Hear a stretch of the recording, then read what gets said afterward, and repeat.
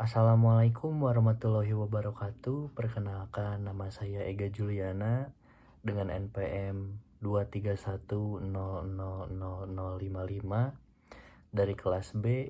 Di sini saya akan mengumpulkan tugas bahasa Indonesia yang dibimbing oleh Bapak Haswar Wijanarto, SSMH, selaku dosen mata kuliah bahasa Indonesia.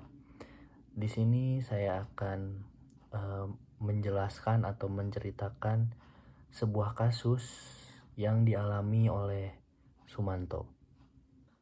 Baik, di sini saya akan menjelaskan definisi kanibalisme menurut KBBI. Jadi kanibalisme menurut KBBI itu ada 4 poin.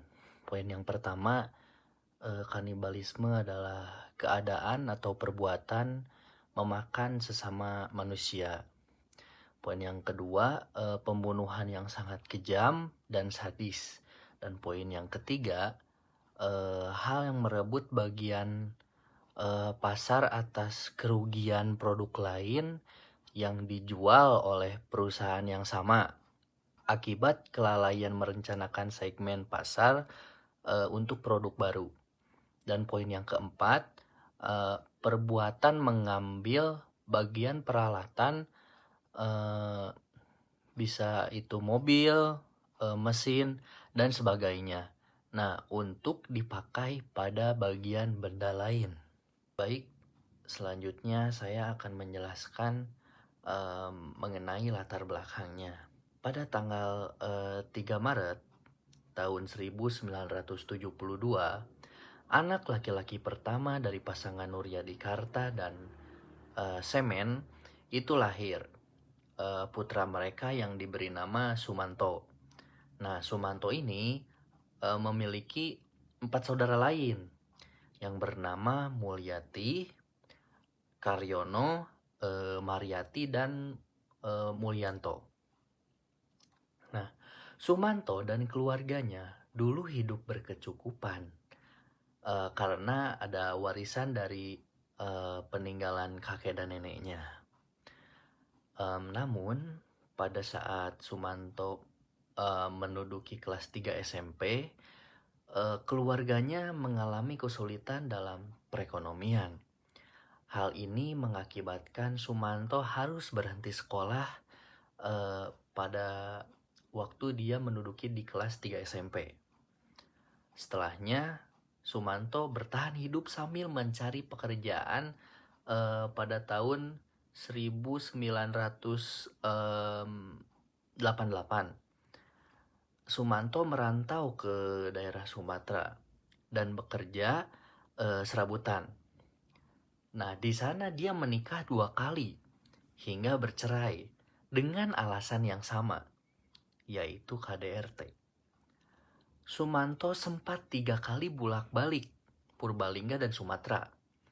Nah, antara tahun 1993 sampai 1997, sampai akhirnya ia kembali lagi tinggal di desa Majatengah, Kabupaten Purbalingga. Nah, setelah itu warga melihat pribadi Sumanto ini sangat berbeda sepulang dari perantauan di Lampung. Dia sangat temperamen dan selalu mengancam akan membunuh dan memakan tubuh mereka. Karena tidak betah, anggota keluarga yang lain itu memilih tinggal terpisah. Setelah itu saya akan menjelaskan mengenai kronologinya ini seperti apa. Nah, dikarenakan keluarga yang lain memilih tinggal terpisah, Sumanto pun harus tinggal di sebuah gubuk dari anyaman bambu dan beralaskan tanah. Nah, ayah Sumanto juga tinggal di belakang gubuknya. Beliau tinggal di gubuk yang berukuran 1x1x1 meter. Sumanto dan ayahnya ini hidup terasing. Dia pun sering mengalami kelaparan karena sulit mencari makan. Hidupnya pada masa itu bergantung dari makanan yang seadanya. Terkadang ada beberapa tetangga yang ingin membantu membagikan makanan kepada Sumanto, dan dalam posisi ini Sumanto itu selalu berangan-angan untuk memakan makanan yang lezat. Dan makanan yang lezat yang ada di pikiran dia adalah daging. Lalu pada tanggal 11 Januari 2003, Sumanto membuat geger warga Purbalingga. Dia diketahui mencuri mayat yang baru saja 16 jam yang lalu dikubur dari makamnya. Saat itu, Sumanto mendengar suara toa masjid yang mengumumkan ada warga yang meninggal dunia. Dia lantas mencari tahu di mana warga itu akan dimakamkan. Nah, berbekal nekat, Sumanto mendatangi makam tersebut. Dan makam itu adalah makamnya Mbah Rina.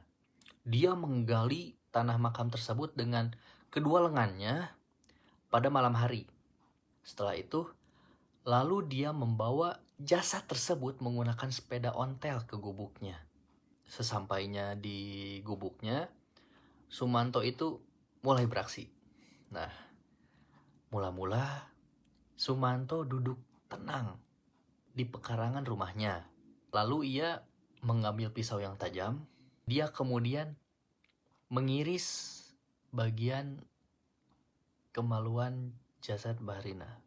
Bagian ini pada akhirnya Sumanto pisahkan dan dia simpan. Kemudian Sumanto memotong bagian tulang kering kakinya dan mengulitinya dan dia juga mengambil bagian daging paha utuh dari jasad Mbah Rina, dan bagian daging yang ia ambil ini kemudian dia olah. Lalu Sumanto meracik makanan tersebut seperti orang yang membuat sop daging. Dari keterangannya, Sumanto mengaku memakan satu piring setengah daging mentah dari Mbah Rina. Dan sisanya ada yang dia panggang di atas kayu bakar. Dan Sumanto itu kemudian memasak bagian paha dengan cara digoreng dan juga dibuat seperti sate. Dia lalu bertanya kepada ayahnya, "Pak, mau makan daging kambing?" Lalu ayahnya yang tidak tahu menau lalu mengiyakan, dan tidak butuh waktu lama ayahnya Sumanto itu makan dengan lahapnya. Mungkin karena lezat. Lalu Sumanto mengaku ingin melahap habis jasad Mbah Rina pada malam itu. Tetapi karena sudah mendekati waktu azan subuh, dia takut ketahuan warga. Lalu sisa bagian jasad Mbah Rinanya kemudian dimasukkan lagi ke dalam karung, dan Sumanto mengubur karung berisi sisaan jasad itu sedalam 5 meter dari gubuknya. Lalu keesokan harinya ada warga yang melihat keadaan makam Mbah Rina itu berantakan. Lalu jasadnya Mbah Rina itu juga hilang. Entah kemana. Dari sini ada warga yang melapor ke pihak berwajib. Lalu investigasi pun dilakukan. Selanjutnya adalah penangkapan. Setelah kejadian tersebut, pihak berwajib dan beberapa warga yang lainnya itu mencurigai Sumanto. Karena Sumanto seringkali terlihat memakai kalung yang berbentuk bagian kemaluan laki-laki. Pada akhirnya Sumanto yang berusia 31 tahun ini ditangkap. Lalu dia mengakui perbuatannya di hadapan polisi. Sehari setelah ditahan polisi, bau busuk tercium dari gubuk miliknya. Dan polisi pun menemukan sisa tulang-tulang manusia dan juga ada sarung serta celana panjang. Lalu Sumanto ini mengaku kalau Baharina itu bukan korban kanibal yang pertamanya. Dia mengaku pernah membunuh dan menyantap dua orang sebelumnya saat ia tinggal di Lampung. Sumanto ini mengaku menyimpan potongan bagian kemaluan korbannya. Untuk apa? Ternyata untuk jimat agar kebal. Jimatnya ini yang terkadang dia pakai sebagai kalung, tetapi sampai sekarang tidak ada bukti pasti terkait kanibalisme yang Sumanto lakukan di Lampung.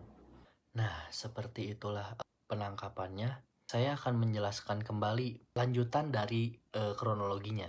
Pada saat di Lampung, dulu itu Sumanto berkenalan dengan sesama buruh pabrik yang bernama Taslim.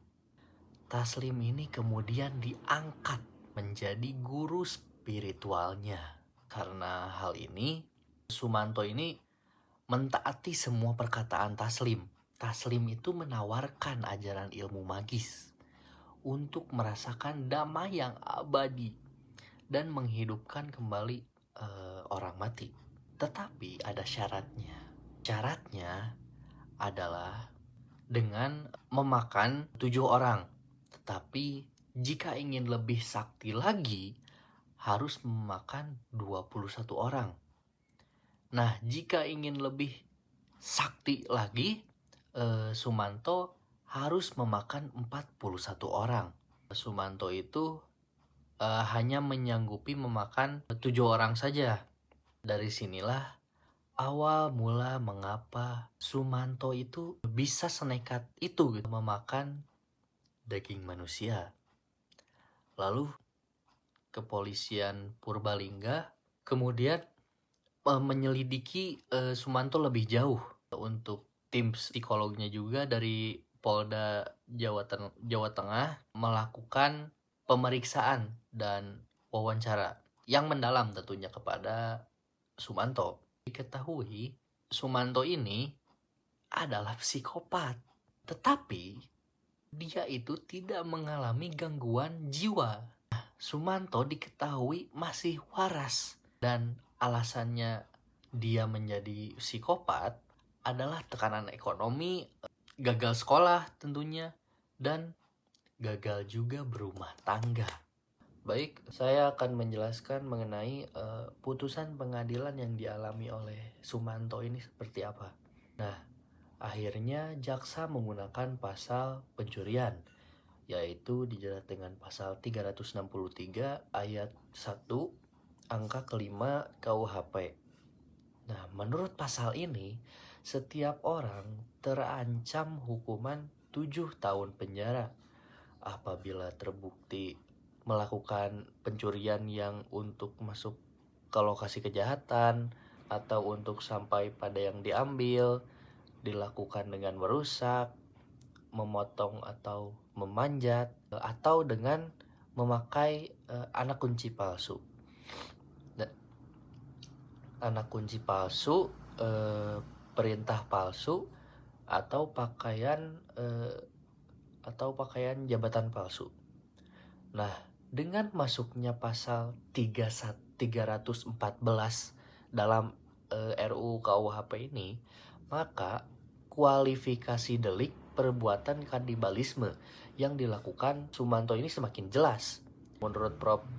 Muladi, anggota tim penyusun RUU, perbuatan itu kategori memperlakukan secara tidak beradab jenazah yang digali ataupun diambil.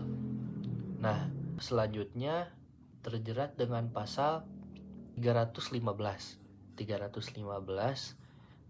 RUU KUHP menyebutkan jenis tindak pidana lain yang masih terkait dengan gangguan terhadap pemakaman dan jenazah, yaitu mengubur, menyembunyikan, membawa atau menghilangkan jenazah dengan maksud untuk menyembunyikan kematian atau kelahirannya. Lalu pada Juni 2003, Pengadilan Negeri Purbalingga menjatuhkan hukuman 5 tahun penjara kepada Sumanto. Pengadilan Tinggi Jawa Tengah pun menguatkan vonis tersebut. Upaya Sumanto melepaskan diri dari jerat hukum ini gagal setelah Mahkamah Agung menolak permohonan kasasinya. Majelis Hakim Agung beranggotakan Abdul Qadir Mapong, Dr. Abdurrahman, dan Haji Usman Karim berpendapat bahwa perbuatan mengambil dan memakan mayat yang dilakukan Sumanto itu merupakan perbuatan yang sungguh melukai perasaan masyarakat. Tentunya melukai perasaan masyarakat Indonesia. Nah, khususnya masyarakat Purbalingga itu sendiri. Dalam acara sosialisasi RUU KUHP di Hotel Syahid Jaya tanggal 23 sampai 24 Maret lalu terungkap bahwa kasus Sumanto ini telah mendorong pembuat undang-undang untuk menyusun suatu klasifikasi tindak pidana baru. Nah, anggota tim penyusunnya ada Prof. Muladi yang menyebut pasal 314 RUU KUHP sebagai klasifikasi tindak pidana yang diilhami oleh kanibalisme Sumanto. Nah, pasal 314 masuk ke dalam bab 5. RUU KUHP yang mengatur tentang tindak pidana terhadap ketertiban umum. Nah, persisnya pada bagian ke-6 paragraf 8 bertitle gangguan terhadap pemakaman dan jenazah. Untuk selanjutnya saya akan menjelaskan pasal-pasalnya yang terkait dari kasus Sumanto.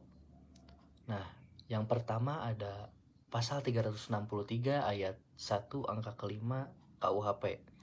Nah, pasal 363 ayat 1 angka kelima KUHP ini mengatur tentang pencurian dengan pemberatan. Nah, pasal ini menyebutkan bahwa pencurian dengan pemberatan dapat dikenai pidana penjara selama maksimal 9 tahun. Selain itu, pasal ini juga menjelaskan mengenai unsur-unsur pencurian dengan pemberatan, seperti penggunaan kekerasan, ancaman kekerasan, penggunaan senjata, dan bersekongkol dengan orang lain. Dalam putusan Mahkamah Agung juga pasal ini digunakan sebagai dasar pemberian hukuman kepada terdakwa yang melakukan tindak pidana pencurian dengan pemberatan. Nah, yang kedua ada pasal 314 dalam RUU KUHP. Pasal 314 dalam RUU KUHP ini mengatur tentang pencurian dengan pemberatan dan mengenai pengangkutan hukuman yang disebabkan oleh pencurian tersebut. Dan di sini ada 3 poin isi dari pasal tersebut. Baik, dari poin yang pertama yaitu jika orang dihina dengan putusan hakim yang menjadi tetap. Nah, itu dinyatakan bersalah atas hal yang dituduhkan, maka pemidanaan karena fitnah itu tidak mungkin. Poin yang kedua, jika orang tersebut dengan putusan hakim yang menjadi tetap itu dibebaskan dari hal yang dituduhkan. Nah, maka putusan itu dipandang sebagai bukti sempurna bahwa hal yang dituduhkan itu tidak benar. Poin yang ketiga, jika terhadap orang yang dihina ini telah dimulai penuntutan hukuman karena hal yang dituduhkan padanya, nah maka penuntutan karena fitnah ini dihentikan sampai mendapat putusan yang menjadi tetap tentang hal yang dituduhkan. Nah, yang ketiga ada pasal 315 RUU KUHP. Pasal 315 RUU KUHP ini menyebutkan jenis tindak pidana lain yang masih terkait dengan gangguan terhadap pemakaman dan jenazah, yaitu mengubur, menyembunyikan, membawa, atau menghilangkan jenazah dengan maksud menyembunyikan kematian atau kelahirannya. Setelah menjelaskan putusan pengadilan dan pasal-pasalnya, saya akan lanjut menjelaskan lanjutan dari kronologinya. Setelah itu, dia dibebaskan pada tanggal 24 Oktober 2006. Nah, karena dia mendapatkan beberapa remisi, Sumanto dinilai berperilaku baik selama di sel tahanan. Walaupun dia mempunyai tubuh yang kecil, tapi narapidana kelas kakap pun tidak mau disimpan satu sel dengan Sumanto. Para napi itu merasa takut dengan tatapan tajam dan senyum lebar khas Sumanto. Mereka takut dilahap habis oleh laki-laki asal Purbalingga ini. Lalu opini hukumnya, jadi kasus Sumanto itu kasus kanibalisme yang terjadi di Indonesia. Sumanto diketahui memakan mayat beberapa orang, termasuk Mbah Rina, seorang wanita tua. Pada akhirnya Majelis Hakim Pengadilan Negeri Purbalingga menjatuhkan hukuman pidana selama 5 tahun kepada Sumanto. Meskipun hukumannya telah diputuskan, masih terdapat tentang kondisi kejiwaan Sumanto dan apakah ia mampu bertanggung jawab atas perbuatannya. Saat ini Sumanto telah menjalani hukuman dan terlibat dalam kegiatan sosial serta vaksinasi massal. Nah, dalam kasus ini jaksa menggunakan pasal pencurian untuk menuntut Sumanto, yaitu jerat pasal 363 ayat 1 angka kelima KUHP. Menurut pasal ini, setiap orang terancam hukuman 7 tahun penjara apabila ia terbukti melakukan pencurian atau untuk sampai pada yang diambil dilakukan dengan merusak. Nah, dilakukan dengan merusak, memotong atau menyalakan, atau dengan memakai anak kunci palsu, perintah palsu, atau pakaian jabatan. Nah, oleh karena itu dapat disimpulkan bahwa Sumanto itu telah dihukum sesuai dengan pasal yang diterapkan dan telah menjalani hukumannya. Mungkin cukup sekian penjelasan mengenai kasus Sumanto dari saya. Mohon maaf bila ada kekurangan ataupun kesalahan karena saya masih dalam tahap pembelajaran. Wassalamualaikum warahmatullahi wabarakatuh.